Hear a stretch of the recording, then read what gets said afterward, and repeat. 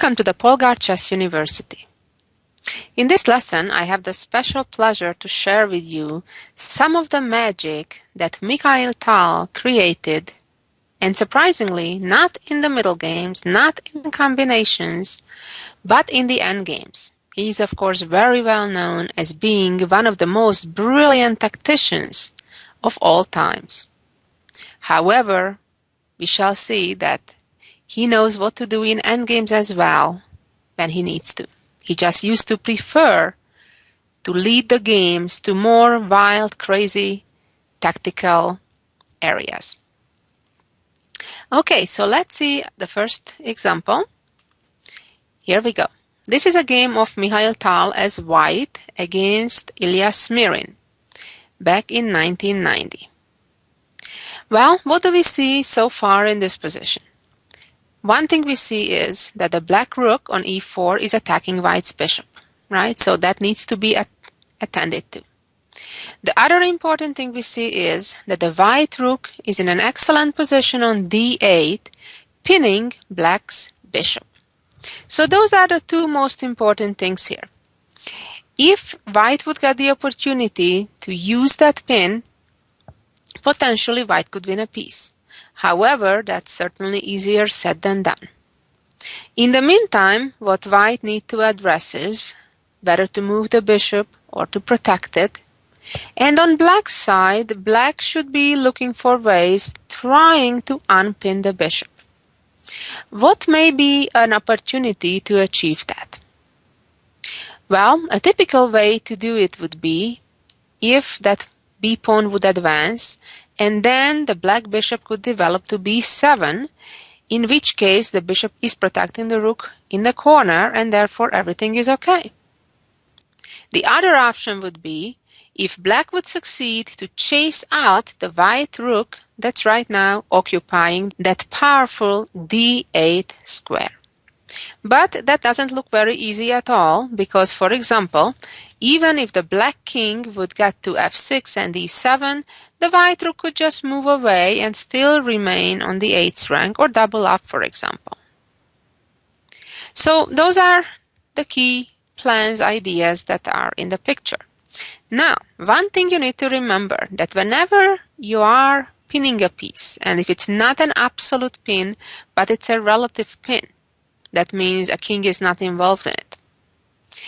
I have to be very careful because it can all of a sudden turn around, turn 180 degrees, and that very same pin can become a discovery.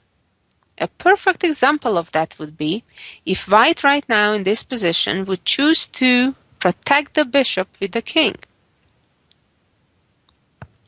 All of a sudden, black would get the opportunity to capture white's bishop and then follow it up with bishop g4, check, and then capturing the white rook. And even after f3, black could win a pawn and get to an endgame with a clear advantage.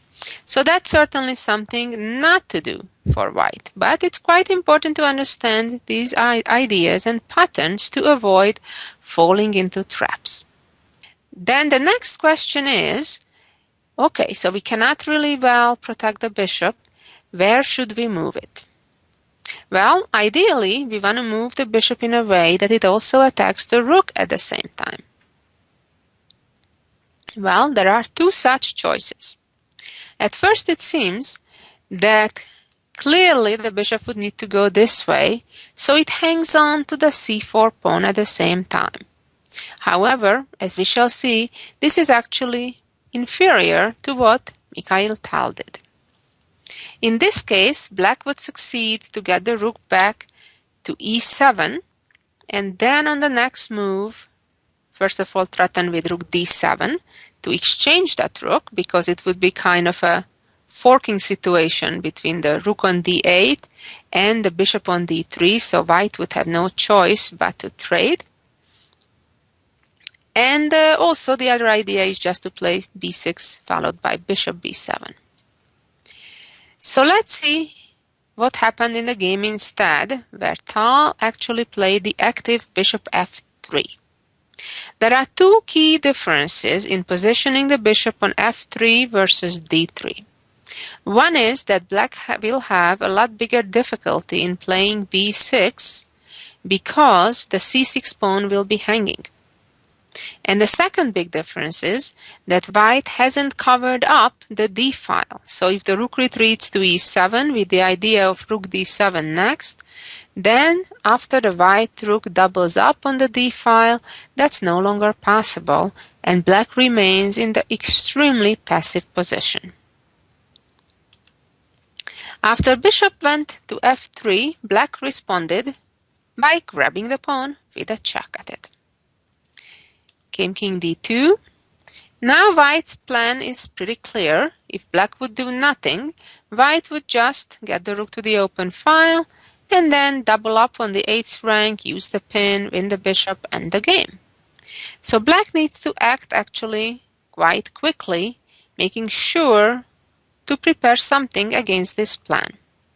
And the best option that black had here was, and what black should have done, is to play b6 with the idea to then play bishop b7, even if it would mean to give a pawn up along the way. White could continue now either with rook e1, or another option would be rook c1, take, and after bishop b7 play rook d7, with a slight advantage for white. Let's go back one more time and see after king d2 what happened when black played c5, which was a clearly inferior move to b6. The idea is that if white now plays the natural rook e1 move, all of a sudden black gets out of the pin with the same idea we've seen earlier by black playing rook c2, king c2, bishop f5. The point being that now, if the rook retreats, black is ready to play c4 and win back the rook. That was the whole point behind black playing c5. If black would have tried the same trick immediately, playing rook c2 instead of c5, the big difference would have been that black, after rook c2, king c2, bishop f5 check, rook d3, black is not ready to play c4 right now, and therefore, after bishop takes rook, king takes, white will be up a bishop. So that's kind of a cute trick. However, white, of course, is not forced to fall into it.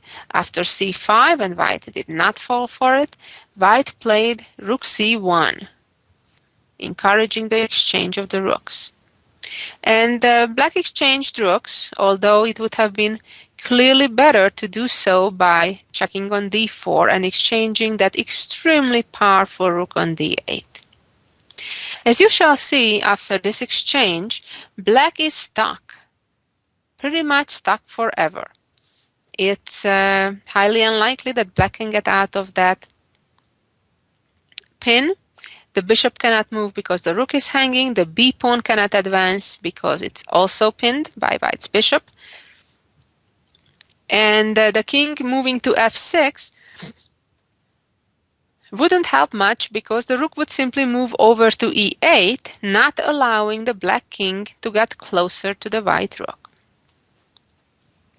Instead, the game continued with black playing h5 and white very typically playing h4, making sure those pawns stop right there.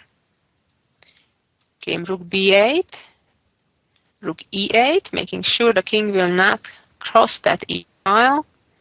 f6, and now the king is trying to get closer, but the bishop prevents it. Bishop d5, g5, and of course we don't need to give any counter chances by trading and allowing a potential passed h-pawn for black, just g3. Takes, king g6, king d2, b5, king e3, b4, and now white played a3. Perhaps not the only move to win, but certainly does the job. Takes, takes a5. As you can see, the black pieces cannot move, only the pawns. King 4, a4, f3. And now black basically is running out of moves. Came king g7, and finally it was ready in an optimal situation to play bishop to e6 and use the pin. Although white could have done that earlier, there was no reason to rush it, and in fact it makes a little bit of a difference that now the black king is not protecting the h5 pawn, as you shall see in a minute. Black took, rook b8. Now white's threat is to play rook b5 to create a skewer on the black pawns along the 5th rank. King b3, rook b5, and black resigned. A very nice technical example by Mikhail Tal. Let's move on to our next example, which is another endgame played by the magician from Riga. In that game, he reached this position, which is a position again with equal material. Instead of having 4 rooks and 2 bishops, this time it's switched around. We're having 2 rooks and 4 bishops. And typically situations like this end in a draw. However, in this case, just like in the previous one, because of tactical reasons, actually things get pretty sharp. I would suggest you take a little bit of time and try to figure out what kind of tactics or game plans are here in the picture for white. Again, just like in the last position, the white bishop is under attack and needs to decide where to go or not to go. White played quite brilliantly by playing e6 right away, sacrificing the bishop. First of all, let's see what happens if indeed black accepts that invitation. Actually, that is exactly what black did in the game. After rook takes d5, now white has a discovery at hand. Now it's important to point out that if white would just do the natural thing in winning black's rook with rook d3, black would block the check, and then after the exchange of the bishops and capturing of the rook, the king could capture the pawn. And now, even though white still has a material advantage, black has a dangerous pass pawn on the queen side, so things are not quite as simple at all. Going back to the beginning, e6, rook d5. So winning the black rook doesn't necessarily resolve the issues. It's much better to play rook c8 check. What happens now? It's a discovered check. If the king moves out of it, white is ready to checkmate immediately with rook h8. But what happens if black blocks the check? Well, that was exactly white's game plan. Then the response is to play rook c7 check. King g8 and bishop f6. And now, in addition to white's terribly dangerous e-passed pawn, white is threatening to checkmate as well by playing rook c8 followed by rook h8 checkmate. It's important to notice that even though black almost checkmates after bishop f3 and then bringing the rook down, ultimately it is white who gives the real checkmate first. So let's go all the way back and examine the situation. What happens if after the correct e6 move, black does not capture the bishop but understands the trouble coming, and instead of rook d5 continues with rook d8, guarding the back rank, and also puts the rook onto a protected square. So therefore, the discovered check with rook c8 loses purpose. Here the correct check is to play rook c7, discovered check, attacking the bishop. King moves to f8, protecting it. And this is the key moment which probably black overlooked at some earlier point when allowed white's e6 move. White now has a brilliant move by playing bishop to f6. The idea being that if bishop takes, then rook f7, if king e8, then bishop c6, or if king g8, then rook takes f6. Now the threat is pretty obvious to advance the pawn to e7 with a discovery. And after rook d5, e7, rook e5, White gets to play rook f8 just on time. King g7, pawn promotes, takes, bishop c4, and White just on time will succeed to play rook b8 before that b pawn runs away too far. And unlike in one of the earlier variations that we've seen, the black king now is still pretty far away in aiding the black pawn. Let's go back one more time all the way to the beginning and see what happens if after e6, rook d8, rook c7, king f8, the brilliant bishop f6, if now black captures the bishop on d5, not on f6. Then White should just take king e8 and just go back to f6. And as unfortunately as the black pieces are positioned, black is unable to defend against rook c8. A pretty amazing endgame. And let's see one more interesting endgame from Mikhail Tal's practice. Here we are. In this position, certainly black is doing quite well, being up already 2 pawns. However, White is clearly pressuring 2 of those pawns, the one on c5 and the one on e6. In fact, if black would go to protect the c pawn with the rook from e7, the e6 pawn would be lost. And typically, if in a rook endgame one side is up only 1 pawn, in I would say more than half of the situations, the other side can save the game.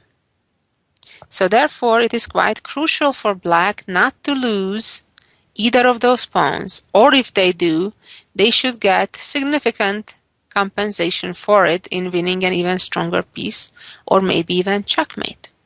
I suggest you take a few minutes and try to figure out on your own how Tal won the game real quick in this position.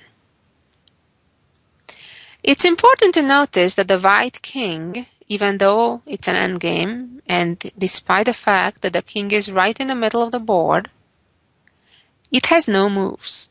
In any situation that you see that the king has no moves whatsoever, it's always a hint that it may be the time to look for ways in how to checkmate the king. And this is one of those situations. Tal magically created a checkmate net around the king, played rook d7, threatening with immediate checkmate with rook to d4, and after White captured the pawn on d3, he just connected the 2 rooks on the 3rd rank, creating a pretty much unavoidable checkmate threat with rook h3 to e3. Pretty impressive. Of course, White could have continued the game. White resigned, but could have continued with rook c7, delaying it a move, or playing f5 and trying to create an escape square on f4. But then also after king g5, White pretty much runs out of those little delaying moves and ultimately will be checkmated by rook h3 to e3. Pretty impressive, I would say. And finally, let's go to the jewel of the week. Here we go. This beautiful endgame has been composed by Kubel in 1928. If you look at the position at first, we see that materially it's pretty even, or if anybody, it is black who is ahead, having 4 pawns against White's extra knight. However, if we'll have a deeper look, we'll see that the black king is kind of in an unfortunate position. In fact, if could the white queen jump over the pawn on d5, white could checkmate immediately by playing queen a8. Well, luckily for black, of course, white cannot do that. So the question is, how can white create some amazing tactics to make it all come together to either checkmate black or win the black queen? As usual, take your time and try to figure out on your own. I have the experience that when I'm trying to figure out things on my own and put a little sweat in it, there is a better result in remembering and maintaining that pattern than if I just listen through or read through a book with the correct solution. So first, give it a try on your own. You may spend 10, 15, 20 minutes if you have the time, and then come back and see the solution. The brilliant move is to play d6. It's quite easy to see that if queen captures, then knight f7. Fork, winning the queen. It is also quite obvious that if black moves the queen to some other place, white will immediately checkmate with queen a8. So really there is only one option for black, and that is to capture on d6. And now comes the difficult part. White needs to play aggressively with knight g8, attacking the queen. But it doesn't seem clear why does this make such a big difference. For example, the queen can move away to f7. If check on a8, the king escapes on c7, and at this stage black has already 5 pawns for the queen. The white knight doesn't seem to do much other than guarding the e7 square, so how should white continue? Quite miraculously, a simple, quiet-looking move like queen b7 makes the difference in the entire world. Now white threatens to checkmate on b8, which, in contrary to the a8 square, does not allow the black king to escape on c7. And on the other hand, if the queen captures the knight, then just queen b8, skewer, wins the queen.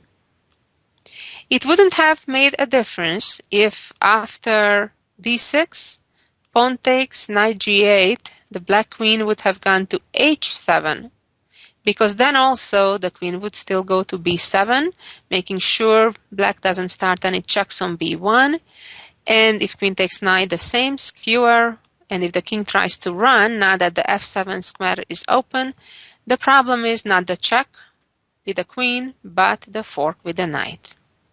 A brilliant study by Kubel. Hope you enjoyed it as much as I did.